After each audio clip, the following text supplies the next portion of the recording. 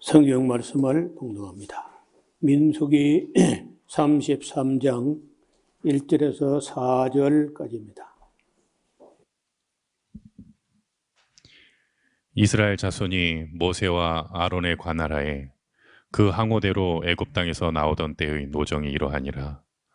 모세가 여호와의 명대로 그 노정을 따라 그 진행한 것을 기록하였으니 그 진행한 대로 그 노정은 이러하니라. 그들이 정월 15일에 라암셋에서 발행하였으니 곧 6월절 다음 날이라. 이스라엘 자손이 애굽 모든 사람의 목전에서 큰 권능으로 나왔으니 애굽인은 여호와께서 그들 중에 치신 그 모든 장자를 장사하는 때라. 여호와께서 그들의 신들에게도 벌을 주셨더라. 아멘. 자, 이제 우리 민수기가 거의 이제 막바지에 이르게 되고, 지금 우리가 33장인데 36장에서 민수기가 끝나니까 지금쯤은 지나온 노정, 지난 40년 동안에 걸어온 그 노정을 한번 살펴보고 돌아볼 때가 되었다, 이렇게 봅니다. 그래서 여기 이스라엘 자손이 모세와 아론의 관할 하에 그 항오대로 애굽 땅에서 나오던 때에 노정이 이러하니라. 그래서 오늘 제목이 광야 40년 노정기, 노정, 그 어떤 경로를 걸어왔는지 이렇게 돌아보는 건데, 아쉽게도 우리가 그 옛날 지명이 그대로 있는 곳은 많지 않고 고증하기가 굉장히 어려워요. 그래서 이제 그 확실한 거 몇 군데는 확실하고 대부분은 그 지명들을 오늘날에 딱 부러지게 확인할 수 없어요. 그래서 이제 상당히 많은 부분들은 이쯤이 아닐까, 여기쯤 아닐까 하고 짐작을 한 그런 곳이어서 우리가 성지순례를 저도 3번씩이나 이 코스를 다녀왔지만은 여기서는 우리가 성경책에 나와 있는 게 지명이 확인되지 않을까 싶어도 막상 가서 보면은 그 현지에 있는 오랫도록 가이드로 종사한 그런 사람도 몇 군데밖에 찍지를 못해요. 이곳은 확실하다, 이렇게 말할 수 있는 것이 한 40몇 곳 이름이 있는데 그 중에 그 확실하지도 않은데 한 10곳 정도는 거의 확실하다 싶고, 나머지 한 30곳 정도는 거의 다 짐작이에요. 그 어떤 지도를 잠깐 보시면은 여기 람세스라는 곳에서 나왔다고 하는데, 그 람세스라고 하는 곳은 그 지금도 성터가 굉장한 큰 유적으로 남아있기 때문에 그건 확실한 것 같습니다. 그리고 이제 숫꽃이라는 것도 우리가 방문을 해서 그 매체를 확인했어요. 그 다음부터 바로 이제 여러 학설이 나오는데, 여기에 이 홍해 바다를 건넜다는 그 홍해가 어디쯤이냐. 여기 지금 이 홍해일까? 수에즈만이라고 하는 이 홍해일까? 아니면 여기 그 빅터 호수라는 호수가 있는데, 지금은 이제 이게 잘라져 가지고 다 물이 통과돼서 지중해하고 홍해가 연결되는 운하로 연결되어 있기 때문에 좀 다르지만 어떻든 그때는 운하 같은 게 없었기 때문에 이 빅터 호수라는 그 쯤을 건넜을 거다. 이렇게 한 학설도 있고, 이 수에즈만 우리가 일반적으로 말하는 이 홍해라는 바다를 건넜을 거다. 이렇게 말하는 사람도 있고, 심지어 어떤 사람들은 홍해 중에 이쪽 홍해, 여기 이 누에이바라는 곳에서 이쪽을 보고 건너갔을 거다. 이렇게 이제 주장하는 분도 있어요. 그러니까 학자들이 지금도 정확하지 않은 게 많아서 참 좀 안타깝긴 해요. 그러나 이제 분명한 거는 여기 이 람세스가 분명하고 어떻든 이 홍해 바다 어딘가를 건넜다는 것과 그 다음에 이제 시내산에 와서 하나님과 언약을 맺었다 하는 것. 그 다음에 여기 뭐 엘림이라든지 마라, 쓴 물이 쓰다 하는 이 마라 이런 곳은 거의 확실하다 싶어요. 그리고 그 사이에 있던 여러 진친 곳은 지금으로서는 우리가 고정하기가 거의 어렵습니다. 자, 그 다음에 2절에 모세가 여호와의 명하신 대로 그 노정을 따라 그 진행한 것을 기록하였으니 그 진행한 대로 그 노정은 이러이러하다 하는 건데요. 출발이 그 출발하는 그 해에 정월 14일이 6월절이고 15일 날 아침에 람셋에서 발행하였으니 곧 6월절 다음 날이라. 이스라엘 자손의 애굽 모든 사람 목전에서 큰 권능으로 나왔는데 애굽인들이 그때 뭐하고 있었냐? 여호와께서 그들 중에 그 장자를 치셨기 때문에 장자들 죽었잖아요. 그 장자들 전부 장례식하고 있는 동안에 아니면 뭐 울고 슬퍼하고 있는 동안에 이스라엘 백성은 나왔다는 거예요. 그리고 여호와께서 그들의 신들에게도 벌을 주셨더라. 여러분 애굽의 그 신들 보면요, 꼭 우리 한국하고 비슷합니다. 뭐든지 그저 이상한 건 다 신이야. 뱀도 신이고, 고양이도 신이고, 매도 신이고, 호루스라고, 호루스. 그리고, 깨구리도 신이야. 온갖 것이 다 신이야. 근데 우리나라도 보면 큰 뱀도 신이고, 나무도 크면 또 신이고, 바위도 크면 신이고, 물도 깊으면 신이고, 뭐 그렇잖아요. 그리고 인도에도 가면 그래. 인도 사람들도요, 이것도 신, 저것도 신, 앞에도 신, 뒤에도 신. 그러니까 인도를 저는 못 가봤는데, 인도의 분신 같은 곳이 있어요. 인도네시아에, 발리라는 섬을 가면은, 보통 신혼여행 발리 가고 하는 곳이죠. 그 발리 섬은요, 힌두교를 믿는데 눈에 보이는 다 신이야. 신수가 사람 수보다 더 많은 것 같아. 그리고 그 신을 섬기느라고 사람이 자기 일을 못해요. 아침부터 저녁까지 계속 밥 떠놓고 떡을 떠놓고 과자를 떠놓고 뭘 떠놓고 막 들어갔다 나갔다 들어갔다 하면서 그 신을 달래느라고 하루 종일 정신이 없어요. 자기 볼 일을 못 봐. 그걸 보면요, 참 마귀가 그 사람들로 하여금 진리를 찾지 못하게 그렇게 해놓은 거예요. 그러니 예를 들어서 애굽 땅 강물이 피가 됐다든지 개구리가 죽었다든지 또 파리도 신이야, 파리.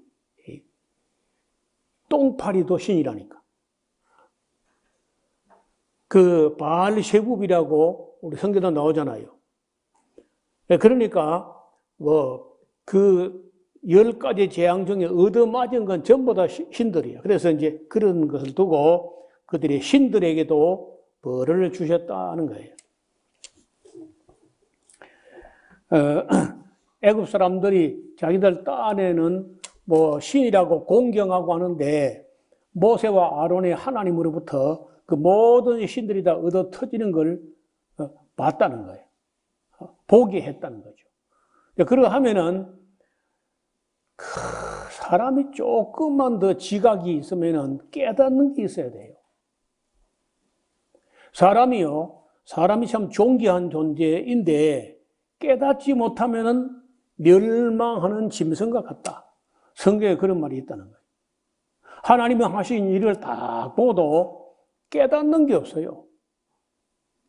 그러면 멸망하는 짐승과 별 차이가 없다는 거예요. 존귀에 처하지만은 깨닫지 못하는 사람들. 그래도 어느 정도 생각이 있고 지각이 있으면은 이 우주와 만물과 이 놀라운 법칙과 물리적인 법칙, 과학적인 법칙, 이런 그 생명체의 어떤 정교하고 정밀한 그런 어떤 기능들과 이런 걸 보면은요, 그런 생각을 해야 되거든, 생각을. 그런데 그냥 우연이고 자연이고 저절로 된 것이고, 그러니까 아무 생각이 없어요. 하나님께서는 숨어 계시면서, 인간 눈에 안 보이게 숨어 계시면서 찾는 자가 있는가 보려 하신다는 거예요. 깨닫는 자가 있는가 보려 하신다는 거예요. 그런데 대부분은 다 안 찾아. 안 찾거나 못 찾거나 조금 하다가 때려치워라. 골 때린다. 이렇게 하고 포기해버리는 거예요. 성경은요, 너희가 전심으로 나를 찾고 찾으면 나를 만나리라. 전심으로 찾고 찾는 자가 만난다는 거예요. 그 대면대면하게 건성으로 대충대충 이렇게 찾아보다 말고 모르겠다. 이래 갖고는 못 찾아요. 그래서 누가 의인이냐? 찾는 자, 구하는 자, 진리의 문을 두드리는 자, 이런 사람이 하나님을 만난다는 거예요. 저는 처음에는 그렇게 열심으로 찾고 그렇게 못했어요. 그런데 누가 와서 이 우주와 이 만물이 우연의 산물이 아니고 이걸 설계하고 디자인하고 창조하신 분이 있다 하는 거예요. 그날부터 얼마나 정말 찾고 찾았는지요. 그러니까 다른 데서는 찾을 길이 없더라고. 그걸 찾으려고 신학교도 가보고 여러 방법을 다 해봤는데 다른 걸로 찾을 수 없고 결국은 어디서 길을 찾느냐? 성경으로 오니까 찾을 수 있는 거예요. 세상에 있는 망원경 다 가져가도 안 돼. 현미경 다 가져가도 안 돼. 망원경도 아니고 현미경도 아니고 성경. 성경을 창세기부터 계시록까지 읽고 그 안에서 들리는 하나님 음성을 들어보니까 하나님 찾을 수 있는 거예요. 그것도 대면 건성으로 여기저기 앞으로 갔다 뒤로 갔다 이러면 안 되고 정말 창세기부터 계시록까지를 정말 여러 차례. 저 생각으로는 기억하는 건 확실하진 않은데 대충 제가 계산을 해보고 돌아보면은 15년 동안 창세기부터 요한계시록까지를 한 40번 넘어 읽으면서 강의를 하고 나니까 하나님 보이는 거예요, 정말. 그리고 그때부터는 계시록까지 설명할 수 있겠다 싶으면서 하나님에 대해서 누가 물으면은 대답을 할 수 있을 만큼 되는 거예요. 그러자마자 바로 제가 그 극동방송이라는 방송국에 나가서 매일 방송으로 건 9년 가까이를 그래 방송을 하게 되고, 그리고 이제 성경 강좌도 하고 이렇게 하면서 제가 하나님을 찾는데 성경 외에 다른 길은 없어. 성경 외에 다른 방법을 가지고 하나님을 찾았다, 만났다, 뭐 음성을 들었다, 눈으로 봤다, 대부분 다 거짓말입니다. 속은 거예요. 들어보면은 엉터리야. 그래서 마르틴 루터의 말대로 솔라 스크립투라, 오직 성경을 통해서만이 우리가 인격적인 창조주 하나님을 만날 수 있다는 거예요. 우리는 이제 그 중에 하나님께서 함께 하시면서 이스라엘 백성을 인도하여 간 노정을 좀 살펴보는데요. 5절 보시면 이스라엘 자손이 람셋에서 출발해 숫곳에 진쳤고, 숫곳에서 발행하여 에담에 진쳤고, 에담에서 발행하여 바알스본 앞 비하히롯으로 돌아서 믹돌 앞에 진쳤고, 하히롯 앞에서 발행하여 바다 가운데로 지나서 광야에 이르고 에담 광야로 3일 길쯤 들어가서 마라에 진쳤고, 마라에서 발행하여 엘림에 이르게 되니, 엘림에는 물 나는 샘이 12개가 있고 종려나무 70수가 있으므로 오아시스죠. 거기 진쳤고, 엘림에서 발행하여 홍해가에 진쳤고, 홍해가에서 발행하여 신광야에 진쳤고, 신광야에서 발행하여 돕가에 진쳤고, 돕가에서 발행하여 알루스에 진쳤고, 알루스에 진쳤고, 르비딤에 진쳤다. 르비딤이 10번째 진친 곳이 될 겁니다. 제가 헤어본 데는 그래요. 그 다음에 거기서 진쳤는데 백성이 마실 물이 없었는데 르비딤에서 발행하여 시내 광야, 시내산 밑에 진쳤고, 시내 광야 발행하여 기브롯 핫다와 탐욕을 낸 사람들의 무덤이 있는 곳, 고기 먹고 싶다고 보채된 곳이죠. 거기서 진쳤고, 발행하여 하세롯에 진쳤고, 하세롯에 발행하여 린마에 진쳤고, 린마에서 발행하여 림몬 베레스에 진쳤고, 림몬 베레스에 발행해서 림나에 진쳤고, 림나에서 발행하여 리사에 진쳤고, 리사에 발행하여 그헬라다에 진쳤고, 그헬라다에 발행하여 셰벨산에 진쳤고, 셰벨산에 발행하여 하라다에 진쳤고, 하라다에 발행해서 마켈롯에 진쳤고, 마켈롯에서 발행하여 다핫에 진쳤고, 다핫에서 발행하여 데라에 진쳤고, 데라에서 발행하여 밑가에 진쳤고, 밑가에 발행하여 하스몬에 진쳤고, 하스몬에 발행하여 모세롯에 진쳤고, 모세롯에서 발행하여 브네야 아간에서 진쳤고, 브네야 아간에서 발행하여 홀하깃 가스에 진쳤고, 홀하깃까지 발행하여 엿바다에 진쳤고, 엿바다에 발행하여 아르보나에 진쳤는데, 이 아르보나가 30번째 진친 곳으로 확인됩니다. 아르보나에 발행하여 에시온게벨은 지도를 보세요. 여기 어디쯤이야? 그 홍해가 가다가 이제 왼편으로 수에제만, 오른편으로 아카바만으로 돼서 아카바만 하고 육지가 만나는 여기가 에시온게벨이라고 이렇게 학자들이 거의 다 그렇게 봅니다. 에시온게벨에서 발행하여 신광야, 여기서 말하는 신광야는 진광야라고 해야 되는데, 이만큼 어디가 됩니다. 이만큼, 이 정도 어디가 돼요. 진광야. 글씨를 여기 잘못 썼어요. 여기서 조금 내려 써야 됩니다. 가데스에서 발행하여 에돔 국경 호르산에 진쳤고, 호르산은 에돔의 국경 지역에 있었다는 거예요. 거기서 아론이 죽었다고 말씀드렸죠.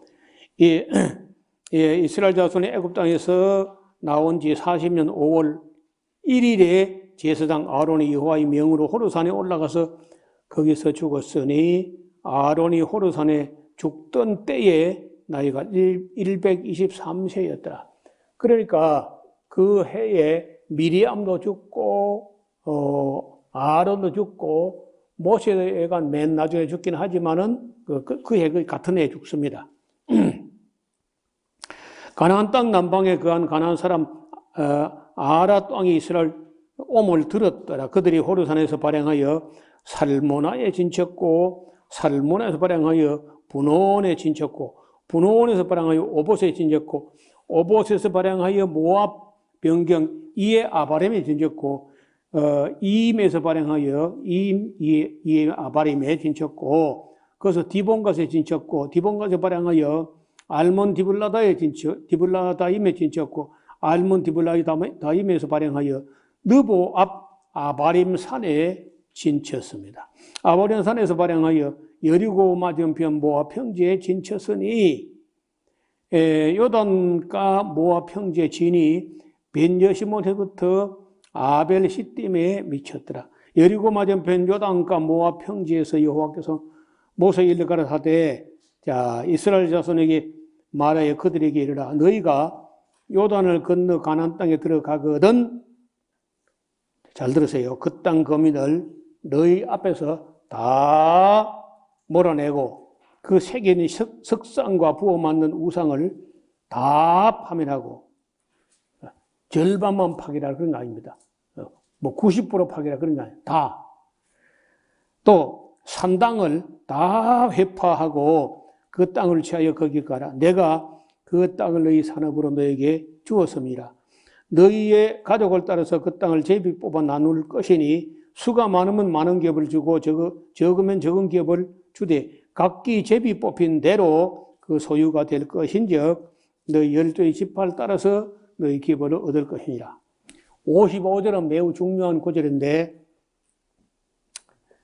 너희가 만일 줄을 거예요. 너희가 만일 그 땅 거민을 너희 앞에서 몰아내지 아니하면 너희의 남겨둔 자가 너희의 눈에 가시와 너희 옆구리에 찌르는 것이 되어 너희 거하는 땅에서 너희를 괴롭게 할 것이요 나는 그들에게 행하기로 생각한 것을 너희에게 행하리라.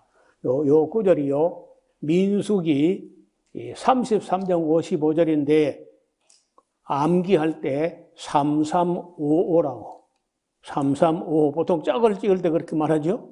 그래서 가나안 땅 들어가거든 335로 짝을 지어 가가지고 가나안 족속을 다 진멸하라. 다 진멸하지 않고 남겨두면 그것이 너희 눈에 가시가 되고 너희 옆구리에 찌르는 것이 된다. 이런 거는 정말 기억하고 실천했어야 되는데 그 이스라엘 백성이 나중에 사사기에 가서 보면요. 쫓아내지 않았고 쫓아내지 못했고 쫓아내지 않았고 쫓아내지 못했고 이런 말이 계속 반복돼요. 그러자 그 말씀대로 그들 눈에 가시가 되고 옆구리에 찌르는 것이 돼가지고 사사기 시대 360년간이 종교 암흑 시대가 되는 걸 볼 수 있습니다. 그런 것도 우리가 이 사사기 공부하기 전에 이런 민수기 공부를 잘 해놔야 돼요. 그래야 사사기 읽어볼 때, 야, 꼭 민수기 33장 55절처럼 그 말씀하신 대로 되었구나 하는 걸 확인하게 된다는 거예요. 그래서 율법서를 알아야 역사서를 읽을 수가 있고, 역사서를 알아야 예언서를 읽을 수 있습니다. 율법서도 역사서도 모르면요, 예언서 전혀 이해가 안 돼. 기껏 해가지고 그런 사람들은 예수님 온다는 뭐 예언 몇 군데, 뭐 한 세 군데, 네 군데, 그 외에는 예언서 아무것도 모르는 채 그냥 덮어버립니다. 우리 기독교가 대체로 그렇다는 거예요.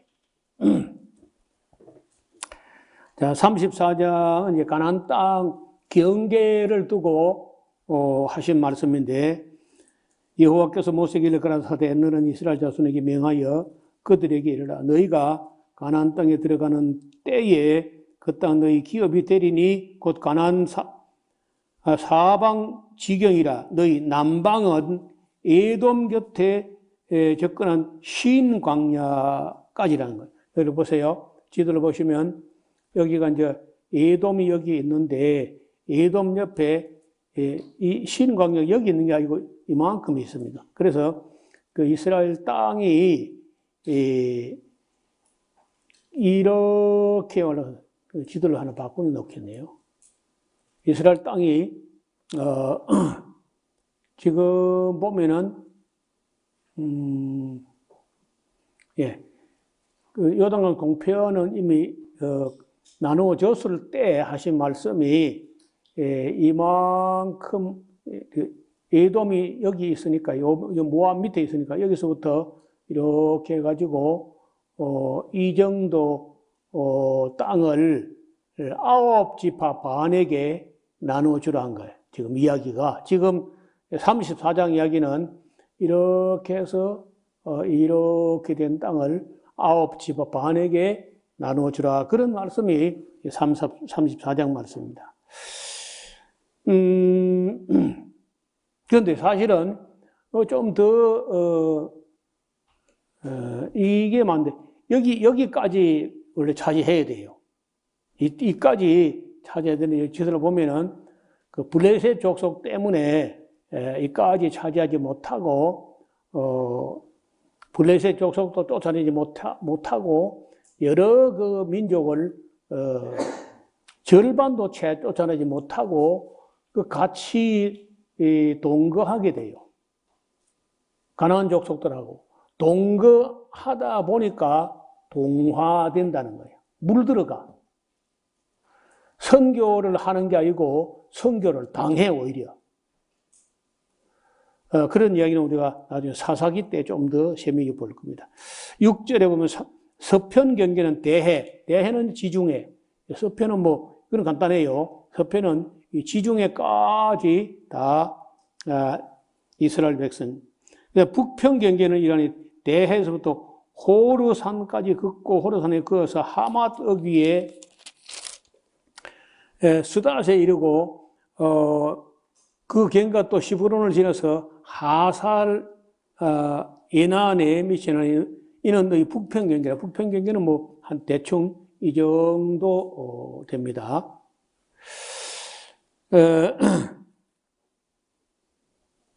13절 모세가 이스라엘 자손에게 명하여 가로되 이는 너희가 제비 뽑아 얻을 땅이라 여호와께서 그걸 9지파 반지파에게 주라고 명하셨나니 이는 루벤 자손의 지파와 갓 자손의 지파와 함께 그들의 종족대로 그 기업을 받았고 므낫세의 반지파도 기업을 요단 동편에서 받았기 때문에 그렇게 말씀하셨습니다. 이 두 지파와 반지파는 여리고 맞은편 요단 건너편 곧 해돋는편에서 기업을 이미 받았다는 거예요. 여호와께서도 모세에게 일러 가라사대 자 너희에게 땅을 기업으로 나눌 자의 이름이 이러한데 제사장 엘르아살과 눈의 아들 여호수아를 이제 민족의 지도자 어른으로 모시고 각 지파의 한 지파의 대표 하나씩 모여가지고 제비를 뽑는 거예요. 자, 18절 너희는 또 기업의 땅을 나누기 위하여 매 지파의 한 족장식을 택해라. 그 사람들의 이름은 이러하니 유다 지파에서는 여분의 아들 갈렙이 유다 지파 대표로 시므온 지파에는 스무엘, 베냐민 지파는 엘리닷, 단 지파는 붓기, 요셉 자손 즉 므낫세 자손의 반지파 족장 에봇의 아들 한리엘, 에브람 자손 지파의 족장 10단의 아들 그무엘이요, 스불론 자손 지파의 족장 바르나의 아들 엘리사반이요, 이사갈 자손 지파의 족장 아산의 아들 발디엘이요, 아셀 자손의 지파의 족장 술루미의 아들 아히훗이요, 납달리 자손 지파의 족장 암미훗의 아들 부다헬이니라 하셨으니 여호와께서 명하사 가나안 땅에서 이스라엘 자손에게 기업을 나누게 하신 자들이 이 사람들이 대표가 돼가지고 제비를 뽑아서 지금 여기 지도를 보시면은 요단 서편에서 보면 이제 유다 지파는 사해바다 서쪽에 있는, 사실 왜 유다 지파가 이 땅을 택했는가 하면은 헤브론이 여기 있습니다. 헤브론이. 그 헤브론은 이 이스라엘 땅, 이스라엘 땅이요. 이게 저지대, 여기가 강으로, 계곡으로 흐르고 있고, 이쪽은 이제 고지대입니다. 그 다음에 이 근방은요, 셰펠라 지역이라면서 그 평지에 평지. 그 다음에 여기 이 해변가는 저지대. 그러니까 이스라엘 땅을 지형을 보면 해변가로는 저지대. 이 샤론 평야가 있는 이런 쪽은요, 중간지대 셰펠라가 있는 지역. 그 다음에 여기 산 등성이가 이렇게, 여기에 이제, 이쪽에 약간 높고, 쭉 이리 높아가지고, 여기 예루살렘도 좀 높고, 여기 이제 사마리아도 약간 높고, 다 높습니다. 그죠? 그리고 이제 제일 높은 데가 헤브론인데, 유다 지파가 헤브론이 여기 있으니까, 하여간 높은 데를 좋아합니다. 더우니까. 헤브론은 해발 한 1000m쯤 되기 때문에 우리 지역으로 말하면은 웅석봉 꼭대기만큼 되는 거예요. 헤브론 그 표고가. 그리고 이제 예루살렘보다 더 높아요. 예루살렘은 한 해발 800 조금 못 될 정도로 높고, 사마리아는 그것도 조금 낮고, 이제 어떻든 이런 쪽에 유다 지파가 이제 남쪽 헤브론을 좋게 봐가지고 거기에 이제 아낙 자손이 있었다는 건데, 나중에 이제 여호수아서 보면은 그 갈렙이 와서 여호수아를 찾아와요.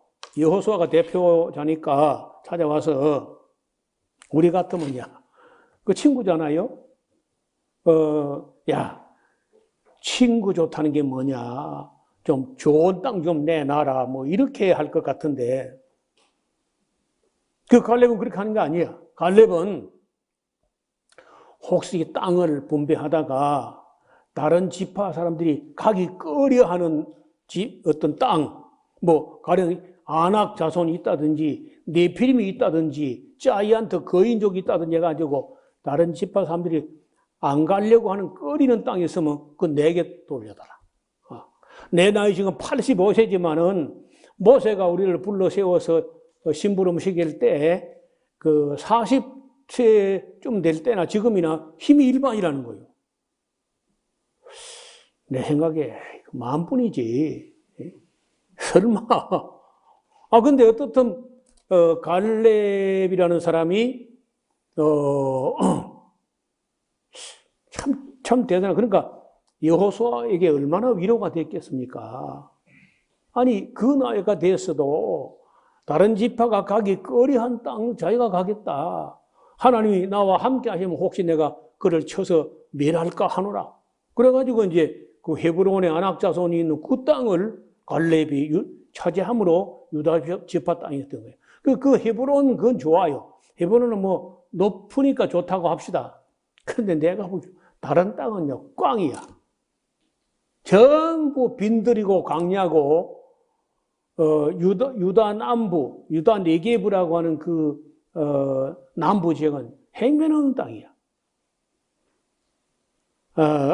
그리고 시몬도 유다 지파하고 등달아서 그 남쪽을 차지하고, 베냐민 지파가 차지한 땅은 예루살렘을 차지하게 되는데, 예루살렘에 있는 그 땅이 베냐민 땅이에요. 여부스 족속이라는 아주 고약한 족속이 그 예루살렘 차지하고 있어가지고 400년 동안도 베냐민 지파가 여부스 족속을 쫓아내지 못해요. 그리고 그 사이에 눈치껏 끼어 살아. 그리고 이제 초록색으로 된 이쪽은 단 지파가 차지했는데, 단 지파도 여부스 족속 등살에 아모리 족속과 여부스 족속이 얼마나 힘들게 하는지 못 견뎌가지고요. 이 땅 버리고 이걸 올라가 버립니다. 그리고 이제 에브라임이 좋은 땅을 차지하는데 에브라임 그리고 에브라임 므낫세가 이게 이제 요셉 지파라고 할 수 있겠죠. 합하면 뭐 요셉 지파인데 내가 보기에는 제일 좋은 땅을 차지한 것 같아. 더 좋은 땅이야. 그리고 이사갈 지파, 스불론 지파 도 그리 좋은 땅 아니지만 여기에 이 근방에 이 스불론 지파 이 땅이에요. 굉장히 좋은 땅인데 거기가 아마겟돈, 이스라엘 평지, 무기토 평야가 여기 있습니다. 그리고 아셀 지파는 해변가를 차지했는데 이 땅도 좋은 땅이에요. 스불론 지파, 납달리 지파가 오랑캐가 많이 내려와서 좀 힘들긴 해도 기후로 하면 이 납달리 지파는 제가 볼 때 아주 좋은 땅이에요. 스불론 지파도 괜찮아요. 아셀 지파도 괜찮습니다. 실제적으로 보면은 유다 지파가 차지한 것 내가 보는 안목으로는 별로야. 헤브론이라는 높은 도시가 있다는 것 외에 다른 거는 뭐 유다 남부 광야가 거의 대부분이니까요. 그리고 이제 일반적으로 양을 치기 좋은 땅은 요단강 동부 길르앗 땅 하는 루벤 지파, 갓 지파, 므낫세 반 지파가 차지한 이 땅이 여기가 이제 여기 바산 골란 공원인데 정말 양치기 좋은 땅이고 이쪽으로 가면요.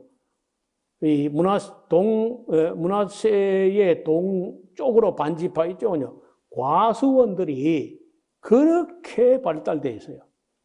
아마 봄에 가면은 그야말로 복숭아꽃, 살구꽃, 아기 진달래 거기 다 있는 것 같아요. 우리가 어느 한 봄에 그쪽 지역을 지나갔는데 그렇게 꽃이 아름답게 피는 것을 봤습니다.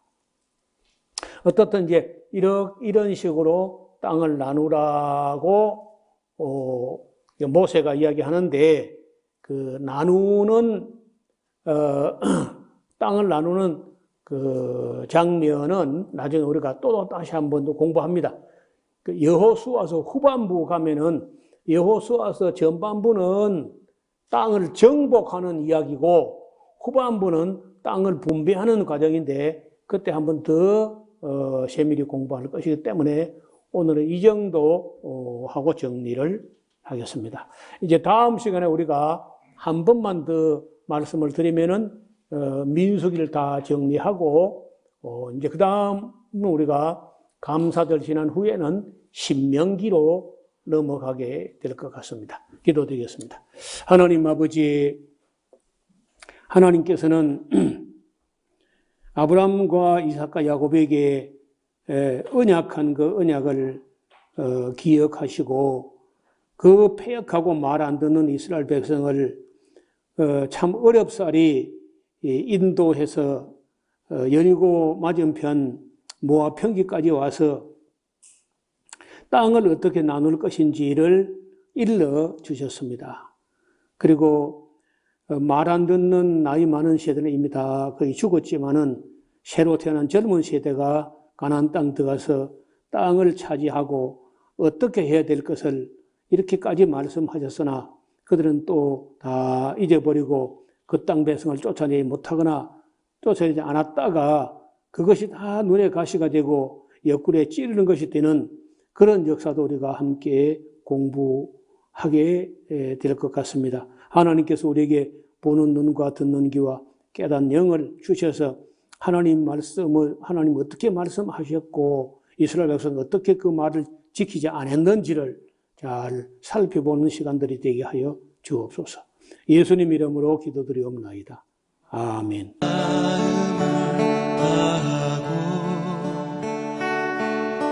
성품을 다하고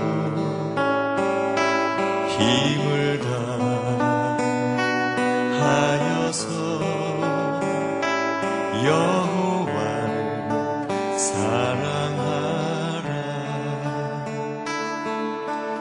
내게 준 계명을 마음에 새기고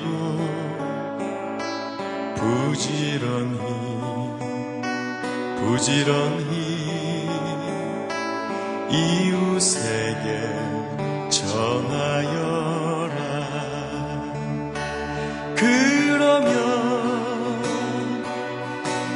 내가 짓지 않은 큰 집을 주리라. 내가 심지 않은 과실을 먹게 하리라.